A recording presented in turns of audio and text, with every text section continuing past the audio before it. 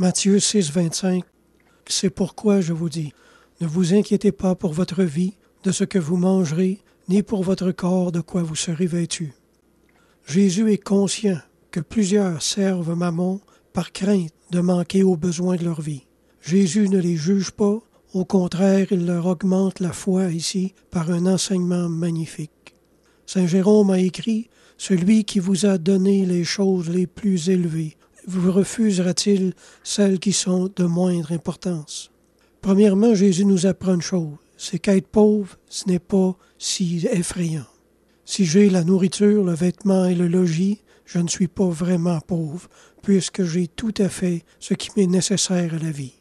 Une pauvreté acceptée, comme celle-là, est une grande libération de soucis pour le chrétien. Et se détacher des soucis, c'est se détacher de la terre pour former en nous un cœur rempli de Dieu et pour Dieu. Ceux qui ont fait ce pas de foi peuvent en témoigner. Je connais personnellement un frère qui était un agent d'immeuble en France. Il était millionnaire. Un jour, Jésus touche sa vie, il vend tout ce qu'il a, il le donne aux pauvres, il vient au Québec travailler dans une usine à petit salaire, puis il m'a rendu le témoignage qu'il n'avait jamais été aussi heureux de sa vie, de mener une vie aussi libre de tout souci d'argent que lui causait sa carrière financière. Évidemment, tous ne sont pas appelés à faire un choix de vie aussi parfait, mais on apprend par là que la pratique du contentement et de la foi en la providence divine peut aussi changer un homme en ange sur la terre. Plusieurs se demandent sans trouver de réponse pourquoi leur vie dans la foi est devenue si dénuée de spiritualité.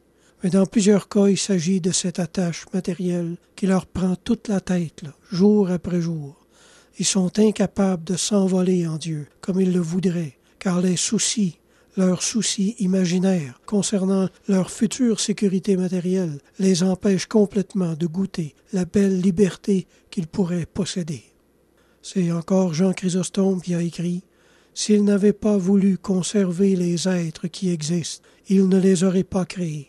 Or, en leur donnant l'existence, il a établi qu'elles se conserveraient au moyen de la nourriture. Il doit donc leur procurer cette nourriture tant qu'il veut que se prolonge l'existence qu'il leur a donnée. » Amen.